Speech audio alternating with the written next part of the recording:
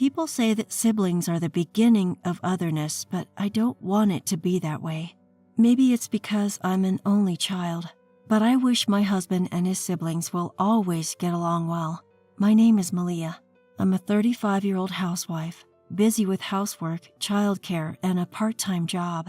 It's been nearly 10 years since I married my husband Albert, who I met at work. We've been blessed with 2 children during this time. Albert has always been kind, a loving husband and doting father, ever since we were dating. Our family gets along well. Every day is ordinary but peaceful and happy. Then one day, a storm blew into our lives. The cause of this storm was my brother-in-law's fiancée. We met her for the first time last Christmas, and she was a bit of an unusual presence. It didn't bother me that she did nothing at my in-laws' house. After all, she wasn't my brother-in-law's wife yet, and my in-laws are not the type to demand help just because she's a daughter-in-law. As a person, I helped my mother-in-law out.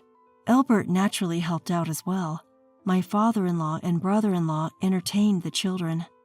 Amidst all of this, my brother-in-law's fiancée spent the whole time on her mobile phone. Even when greeting us for Christmas, she had her mobile phone in one hand, and during meals, she stared at her phone screen. There was no conversation beyond the initial greetings. Frankly, I wondered why she even came. I thought she was brought along unwillingly by my brother-in-law and was in a bad mood. I really wanted to meet everyone, so I insisted he bring me, but she had said during the initial greetings. She insisted on coming, yet ended up holding her mobile phone the whole time. My brother-in-law's girlfriend, whom he introduced to the family for the first time with the intention of marrying, I naturally worry if everything will be all right. Half a year after that Christmas, Dusty's getting married, my husband said, as he was changing clothes after returning from work. Dusty is my brother-in-law's name. He's finally decided to get married. Is it to that girl? Yeah, it seems like it. He's already 30 years old, and getting married is a milestone. However, I'm concerned about the character of the girl we met last Christmas. Marriage changes a lot compared to just dating. I wonder if they can have a peaceful married life. One day, my husband came home looking tired. Welcome back. Work seems to have been tough today. No, it wasn't work actually. I met Danette. Danette, that's Dusty's girlfriend and future wife. What does it mean that he met Danette? She suddenly came to my office. She said she had something to talk about. To the office? What did she want to talk about? Well, about that. I was surprised that she came to my husband's office, but even more surprised by what she had to say. Did she want help with the wedding expenses? Yeah, if that's not possible, she wants some pocket money. What? I don't understand. I really don't understand. The cost of a wedding should be manageable if kept within one's means. After all, Dusty has a steady job and earns well. And I don't understand the pocket money part. Why should my husband give pocket money to Dusty's girlfriend? What's more surprising is that she... What? As I urged him to continue, my husband said reluctantly, well, she asked if we could go out for a meal or something, just the two of us. What? Why? She says she wants to get along with me because I'll be her brother-in-law. Then she should come over to our house. Don't be angry. Of course, I refused the idea of just the two of us. I told her she was welcome at our house. I'm so frustrated. Why does she need to meet my husband alone to get along? She and Dusty should just come to our house. The person who just fiddled with her mobile phone the whole time at Christmas is now saying this? Both the financial assistance and the meal. I couldn't stay silent about this and decided to talk to Dusty. I called him over to discuss something. I told Dusty everything about Danette's behavior, but Danette would never say such a thing, he said, unwilling to believe it. Of course he would think so. His fiancée asking his brother for financial help and pocket money, and even suggesting they meet alone. Who would believe such a story? But this is true. I believe Danette, Dusty said firmly as my husband explained with a troubled look. Trusting your partner is important when getting married. You shouldn't marry someone you can't trust. It's normal to believe and cherish your fiancé over your own brother. I only heard this story from my husband, but I didn't hesitate to believe him. A marriage is built on trust. Dusty isn't at fault. In the end, he left our house a bit upset. Seeing his reaction, my husband and I talked it over. If nothing else happens, we won't say anything more. We just want his happiness, but that was the decision we made. Danette's actions didn't stop. Having quit her job because she was getting married, Danette must have been really bored. She started visiting my husband at his office during his lunch break almost every day. Messages on his mobile phone, too. He asked the receptionist at his office not to let her through, and he ignored the messages. And he reported each incident to Dusty, but Dusty still didn't believe it. He was so smitten with Danette that he didn't want to believe what my husband was saying about her. How about we go out for a meal, just the two of us? Could you give your cute little sister some pocket money? I feel so lonely. If only Albert were by my side. Even after sending screenshots of these inappropriate messages to Dusty, he still didn't believe it. Then I got a call from Dusty. What kind of harassment is this, sending me such fake messages? Do you really want to sabotage my happiness that much? He was furious.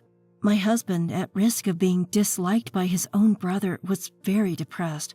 He was completely downcast by his brother's rebellion, as they had always been close. Unable to bear seeing my husband like this, I sent a message to Danette, asking her to stop harassing him. Her reply was shocking. What does it have to do with you? I couldn't believe she called me you. This marriage should be called off. I have a bad feeling that Dusty is going to be unhappy. But no matter what we said, Dusty wouldn't listen to my husband. Their brotherly relationship was deteriorating. My husband's loneliness was heartbreaking. I wanted to meet with Danette and have a discussion with the four of us, Dusty and us, but time passed without that happening. One day, after my husband had gone on a business trip, Dusty called our home phone. Surprised by the unusual call, I answered and heard a loud voice. Malia, are you still at home? What are you doing? Huh? I was just hanging up laundry, but... What? If you're not coming today... Danette said if she's not attending the wedding, you need to pay the cancellation fee. His words left me speechless. I struggled to process what I had just heard. Wedding? Absence? Cancellation fee? What? I almost screamed. Wait a minute, what are you talking about? There's a wedding today? What? He seemed surprised by my panicked voice. I could sense his confusion over the phone. What are you talking about? I sent you an invitation. We never received it. That's impossible. You marked will attend on the reply card. We never sent a reply. After some back and forth about the invitation that never arrived, he seemed pressed for time. Forget about today. If Albert is on a business trip, it can't be helped. Let's talk properly later. He hung up. I stood there stunned. What on earth was happening? A wedding? Dusty's wedding today? I frantically called my husband, thinking he might not answer because he was on a business trip, but thankfully he did. Honey, I think something terrible has happened. I can't understand it if you don't explain properly. I must have been quite panicked. After taking a deep breath, I told him about the phone call with Dusty. A few days later, my husband returned from his business trip and we went to visit Dusty's new apartment. We looked up at the rental apartment and rang the intercom, but no one answered for a while. Finally, after pressing it several times, someone answered. To our surprise, it was Leave. It seemed Danette, now my sister-in-law, answered. We don't want to talk to rude people who cancel a wedding at the last minute. Pay the cancellation fee and leave. She's demanding a cancellation fee? We couldn't just leave, so we asked Danette to let Dusty come out.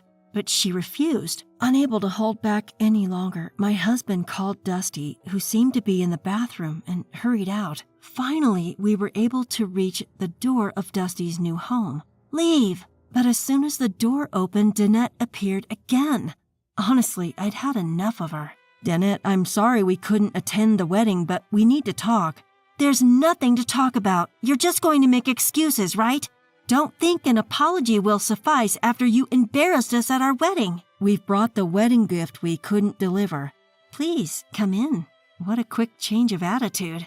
Her demeanor changed instantly upon seeing the money. My husband and I could only exchange wry smiles. Dusty, who hadn't been able to approach because Danette was blocking the door, hurried over. Albert, and Malaya too. Dusty, sorry we couldn't be at your wedding. About that, why did you lie about not receiving the invitation? If you couldn't make it because of work, you could have just told me. We never received the invitation. That's impossible. The back and forth about the missing invitation began again.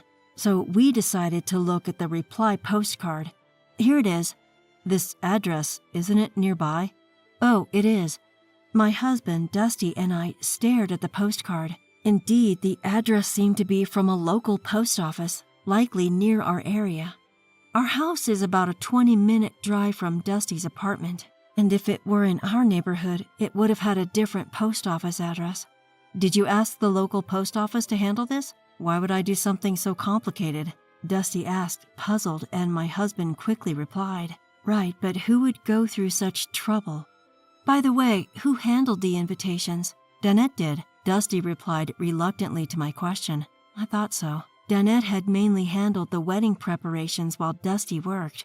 She was responsible for arranging the invitations. It seemed like a deception. And something had been bothering me since I saw the postcard. The names written here, yours and mine, they're clearly not in our handwriting. My husband is skilled in calligraphy and writes beautifully. I'm the opposite, embarrassingly bad at writing. Usually I have my husband fill out any documents for our children's school, but the names written there were in a very cute handwriting, clearly not ours. I can't write in such a cute style. This handwriting, it's Danette's. How had we not noticed until now? Well, we hadn't looked closely enough, I suppose. Only now did Dusty realize. Danette, what is the meaning of this? I don't know any. It's clearly your handwriting. Realizing the truth, Dusty angrily confronted Danette. In her panic, Danette was acting suspiciously. My husband calmed down his angry brother and asked Danette quietly, Why did you do this, Danette? We admit it was our fault for not confirming the wedding date, but we believed the invitation would come, so we didn't bother to ask. I'm saddened that I missed my brother's big day. Why did you do it? Danette, initially scared, hesitated before speaking. Because you were in the way. What? Albert attending the wedding, showing other relatives the messages I sent. I thought it would be troublesome. You were in the way. What? So she tried to set us up for her own self-protection? Because of you, our parents and other relatives scolded us. They asked us why we prioritized work over my brother's wedding. They called my wife inconsiderate, too. Danette fell silent at this. I guess she did it to tarnish our reputation among the relatives. If the relatives think badly of you, maybe you won't come to gatherings anymore. Yes, spot on. Her selfish reasoning gave me a headache. Before we could express our anger, someone else acted. It was Dusty. Danette, what have you done? So the messages Albert mentioned were true? So what? Albert works for a good company. He should be able to support his cute sister, give her pocket money. Never trust someone who calls themselves cute. That's what I thought now. You what? It's Dusty's fault for earning so little. Danette openly expressed her thoughts. I thought she was just easygoing, but she was this kind of person? My husband Dusty and I were shocked. I want to be a housewife, relax at home, lunch at my favorite places. Dusty's salary won't allow that, so I asked Albert. The allowance is one thing, but why the need to meet alone? What's wrong with wanting to dine with a handsome man? Seeing her defiant attitude, I was speechless. Danette, perhaps overwhelmed, started tearing up. Crying over this? I thought Dusty would explode in anger, but instead he sighed. He seemed to be holding himself back. Somehow maintaining his composure, he extended his hand to Danette. She placed her hand on his. Dusty, will you forgive me? He shook off her hand. What are you misunderstanding, Danette? Just give it to me. What? What do you mean? Your mobile phone. Show it to me now. What? No. Just show it. Ah! Dusty snatched the mobile phone from Danette. After a moment of operating it, his face turned pale. Figures. Hey, give it back. Avoiding Danette's reaching hand, Dusty spoke quietly. "You've been cheating, haven't you?" At those words, my husband moved. He held the mobile phone high, out of Danette's reach. With a similar height to Dusty, it was easy for him to take it. His expression grew more severe as he looked at the phone screen. "I see. Quite a few, huh?" "What do you mean?" "Look."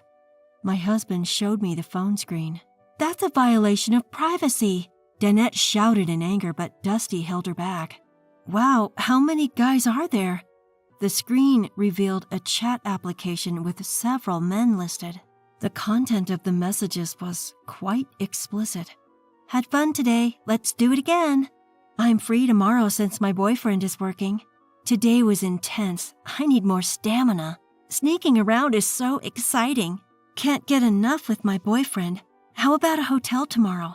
These messages were just the tip of the iceberg. "You're the worst. Truly the worst," Danette yelled at us, but I thought she was the lowest of the low. Danette finally fell silent under our glares. Dusty sighed.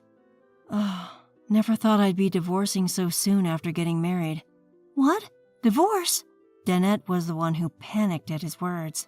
I wanted to ask her, did she not think divorce was on the table?